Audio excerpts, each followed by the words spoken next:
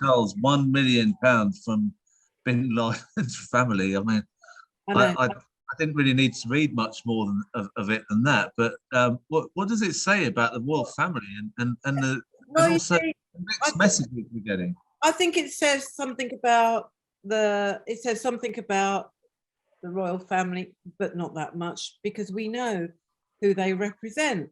They represent the military, they represent the establishment, and they're part of the aristocracy. And however much they want to, I don't know, run around a football field and say how much they want to do this or save the planet from their big estates while they're flying in, we know what and who they are. But I'm interested in this because of why have the papers chosen to run this story? Because, of course, there's Saudi money. That's what the Bin Laden brothers are. They're not terrorists. In fact, they've disowned him. So putting that Bin Laden label is all about actually discrediting Prince Charles. And you can say, why don't they like Prince Charles? Because they know that he's got this kind of superficial environmental sort of agenda, and also because he can't stand Boris Johnson. I mean, you know, this is all just pathetic politics.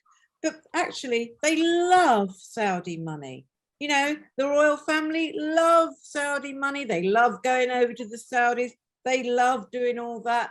And, you know, Charles had bagfuls, millions, wasn't it, coming in from Qatar and all that kind of stuff.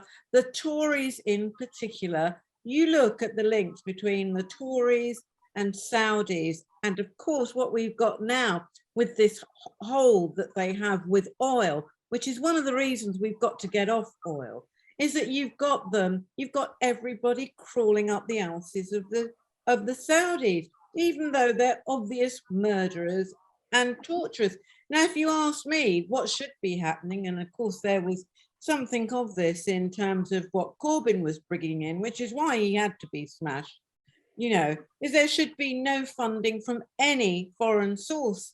And if you look at it, you know, the Tory party, that's the Saudis, you know, and all that dirty money going around. The Israelis don't need to fund the Tories because the Tories are kind of totally sympathetic ideologically with their views anyway. But we've now got to the shameful point where in the Labour Party, I think there's a handful, like 6 or 7 MPs who are not Labour friends of Israel. And there's millions. We saw them laughing in the Al Jazeera documentary about £1 million going to fund MPs' junkets. You know, why isn't Labour going to ban all foreign interference money, whether it's from Russia, whether it's from China, whether it's from Israel, whether it's from the Saudis? Well, I'll tell you why. It's because they like it. They actually like it, because the whole lot of them in this establishment are hands in glove with the war machine, with the people who the manufacture of these weapons of destruction, with the countries that are the leading exponents of this, and they are making tons and tons